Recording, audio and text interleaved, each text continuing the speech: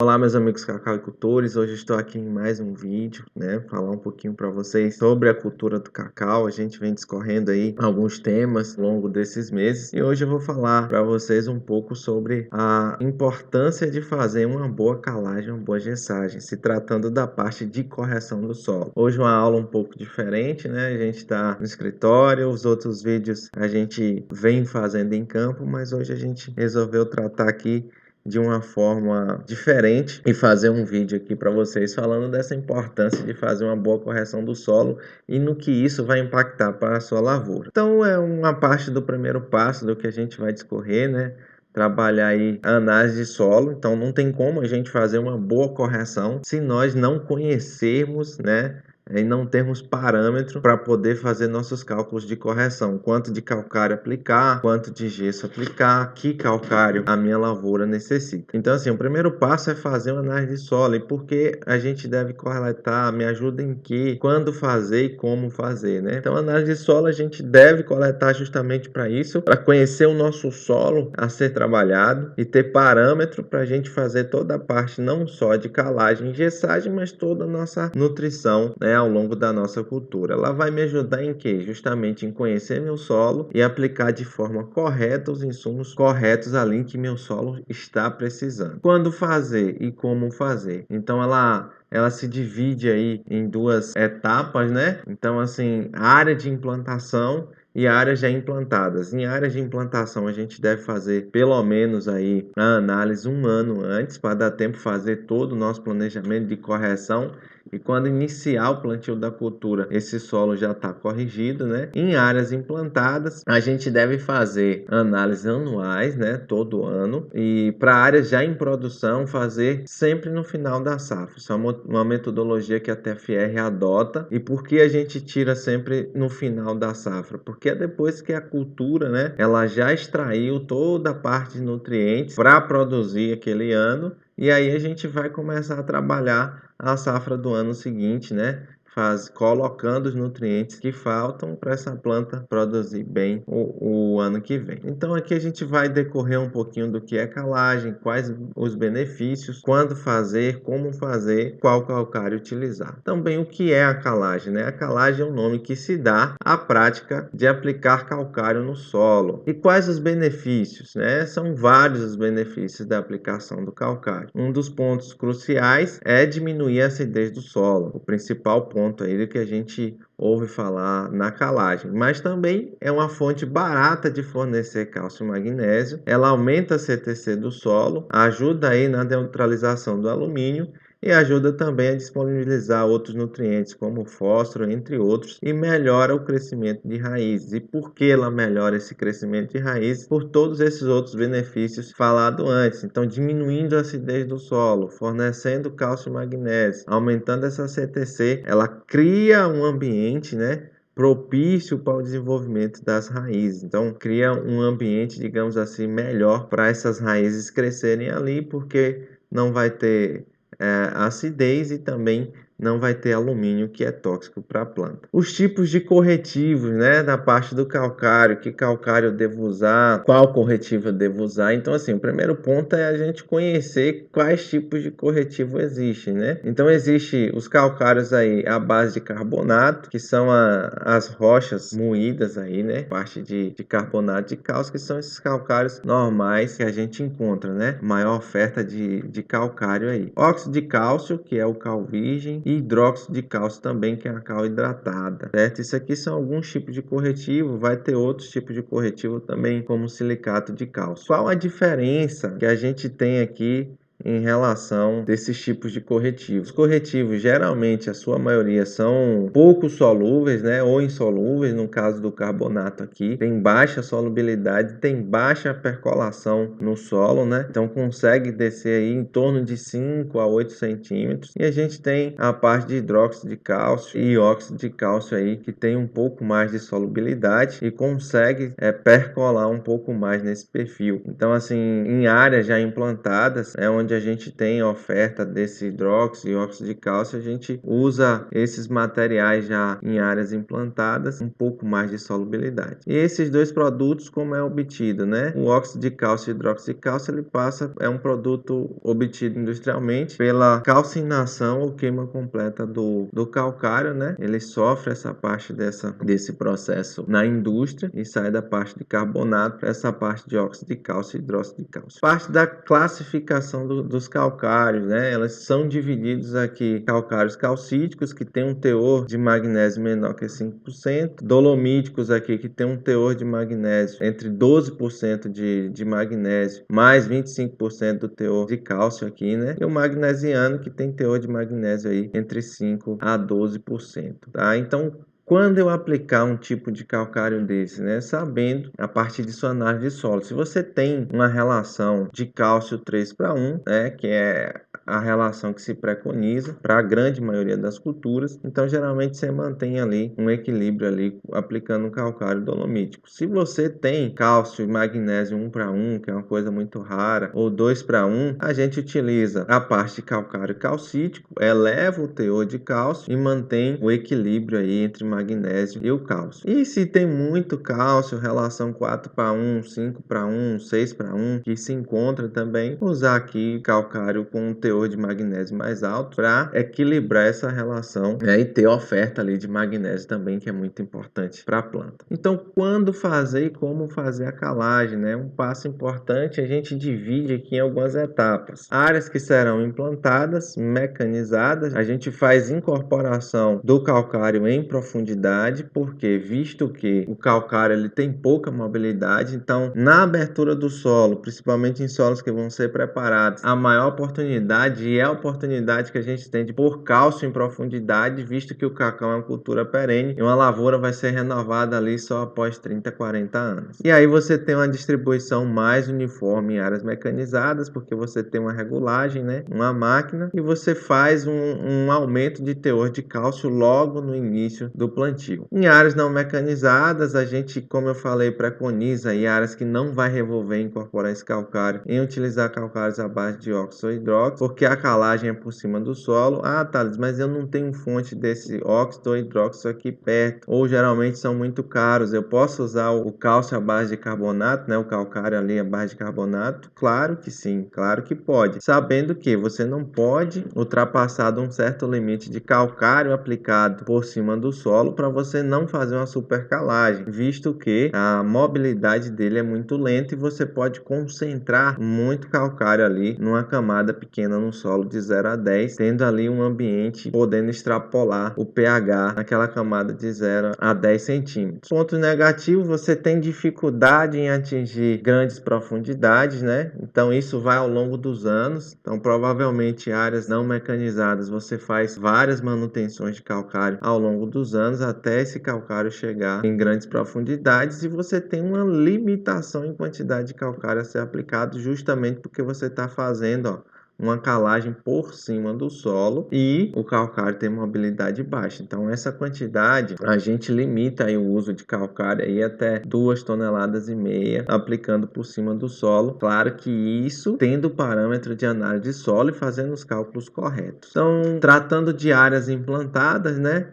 A gente, como eu falei, a gente dá prioridade em usar óxido ou hidróxido ou um mix entre carbonatos, certo? Para quê? Porque óxido e hidróxido geralmente têm custos mais elevados, então a gente faz meio que um mix ali, 50% de um, 50% de outro. Em áreas mecanizadas, né, implantadas, você tem distribuição com máquinas e é mais uniforme. Em áreas implantadas, né, que você não tem mecanização, a aplicação é manual, você tem uma menor uniformidade, porém, você deve trabalhar tentando manter a maior uniformidade possível. Principalmente aqui o que a gente deve fazer em áreas implantadas, né? Remover essa camada de folha, né? Aqui a gente está fazendo um coroamento e a gente preconiza, ó, numa área dessa 3x3, um raio aqui de 1,30 m. Para quê? Fazer, ó, uma maior área de correção próximo das raízes, visto que a gente não faz aqui em área total. Por quê? Como os calcários têm baixa ou pouca mobilidade, né?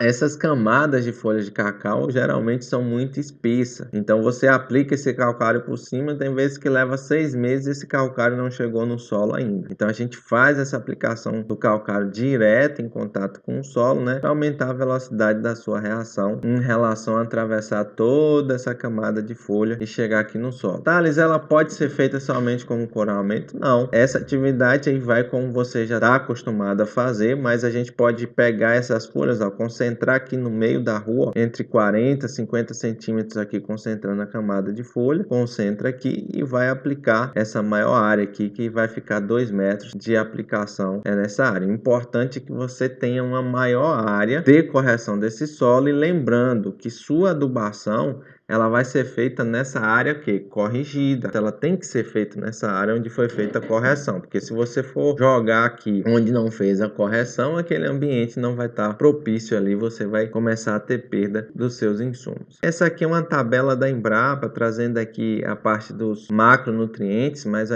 tem também de micronutrientes, em que a gente traz a eficiência dos nutrientes em relação ao pH. Então olha o que ocorre quando você não faz uma boa correção. Vamos supor que você não conhece o seu solo, não faz a correção e seu solo está nesse pH 5, ó, e você não fez análise de solo, não sabe como está, e você fez a sua adubação de NPK. Então vamos supor, de cada 100 kg de nitrogênio que você aplica, ó, numa área que está em condição de pH 5, ele vai deixar disponível, vai estar disponível para a planta somente 50 kg. Então assim, 50% você já perdeu ali somente no fato de jogar, de aplicar. Ó, o fósforo, ó, de cada 100 que a gente aplica, ele fica somente disponível 32%. E essa eficiência vai aumentando à medida que você vai elevando o pH. E novamente falando de onde a gente trabalha aqui, ó, nessa faixa de 6 a 6,5. Nessa tabela vocês podem estar olhando aqui e falar, Thales, mas a maior disponibilidade dos macronutrientes é quando ele está em pH 7. Porém, os micros, a eficiência maior de absorção é quando está em pH mais ácido. Então, interpolando a curva de absorção entre macro e micronutrientes, a melhor faixa de pH de maior absorção de todos os elementos, né, na média, está aqui no pH 6,5, certo? Mas nunca a gente consegue, assim,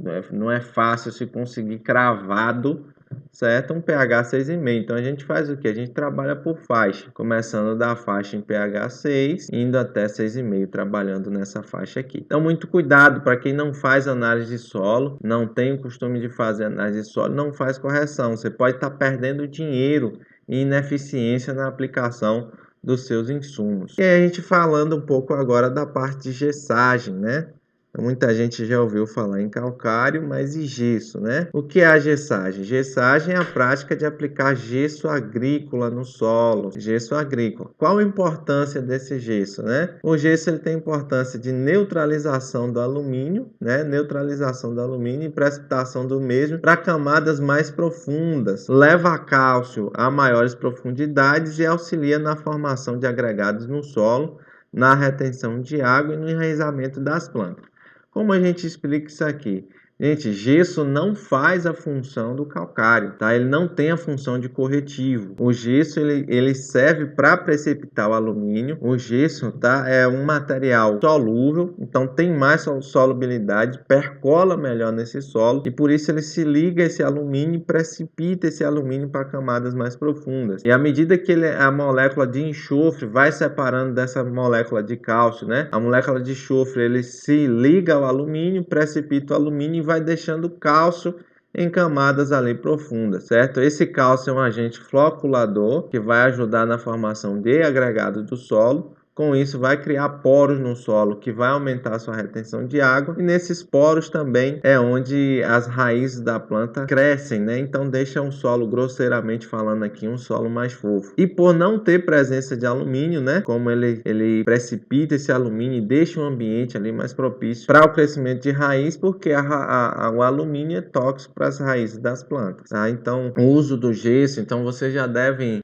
ter ouvido falar que o gesso, chamado de irrigação branca, ou porque você tem uma maior retenção de água, porque você tem uma melhor tolerância à seca nas lavouras quando usa o gesso. Por quê? Porque primeiro você aumenta a área de absorção de água da sua planta. Ora, se eu tinha uma camada de, por exemplo, de 20 a 60 com muito alumínio e minha raiz não conseguia crescer, eu fiz uma boa correção do solo aplicando gesso de forma correta e tirei esse alumínio de 20 a 60 e empurrei de 60 para baixo, então agora eu tenho uma camada de 0 até 60 centímetros para minha raiz crescer, onde ela não crescia tão bem antes. Então assim, quando você tem uma estiagem, as primeiras camadas secam rápido, mas quando você vai em 50 centímetros, 60 centímetros, esse solo ainda está úmido. Tem água nesse solo, porém não tem raiz. E por isso você não consegue ali, por isso sua planta não consegue extrair água. Mas à medida que você faz uma boa correção, você faz uma boa gessagem e faz a sua raiz crescer em camadas mais profundas, você tem um acesso à água que não tinha antes. E por isso suas plantas vão ter uma melhor tolerância no período de estiagem. Vai passar muito melhor do que as outras áreas não aplicando o gesso. Então, só falando aqui em relação ao que eu falei, né? Então, imagine aqui que você tem uma área com a saturação de alumínio muito alta aqui, ó, de 30 centímetros para baixo, certo? Então, suas raízes não conseguem crescer. Agora, quando você faz uma boa correção, ó, a sua distribuição de raiz ela aumenta e você tem um pouco mais de raiz em profundidade que consegue buscar água nessas camadas mais profundas, tolerando mais esse período de estiagem. Finalizando aqui, gente, falando um pouquinho da importância do cálcio para a planta, né? E a gente falou que o calcário, também o gesso é fonte de cálcio. O calcário é fonte de cálcio e magnésio, é uma das fontes mais baratas. A gente tem o cálcio como um nutriente estruturador da planta. Ela está na formação da parede celular, então não tem divisão celular, não tem crescimento de planta se não tiver cálcio envolvido. Atua na germinação do grão de pólen, no crescimento do tubo polínico, então muito importante na fase de floração. E aqui o que eu falei está presente na formação da parede celular. Não há crescimento de flor, não há crescimento de fruto, não há crescimento de planta se não tiver cálcio envolvido. E o magnésio é um componente importante da clorofila, ativador de enzimas, sua falta inibe a fixação do CO2, né, do gás carbônico, trabalha também no metabolismo do nitrogênio e afeta também a síntese de proteína e ativação dos aminoácidos. A gente encerra por aqui esse vídeo, né? Foi mais para dar uma pincelada sobre essa parte de calagem e gessagem. Antes de terminar esse vídeo, para vocês que estão nos assistindo, curtam, compartilhem o nosso vídeo, siga a nossa página, né? Para a gente continuar produzindo aí bons conteúdos. E para quem ficou curioso em saber um pouco mais, né, de como cultivar cacau do plantio à colheita, a gente tem um curso chamado Nova Era do Cacau, onde a gente trata lá de todas as etapas, desde a implantação até colheita, fermentação e secagem da amêndoa, chamado curso Nova Era do Cacau, e lá a gente destrincha um pouco mais sobre todos os assuntos, né? Inclusive essa parte de correção de solo, a gente dá em um módulo de 4 aulas, só para vocês terem noção de como é mais detalhado esse curso. Até mais!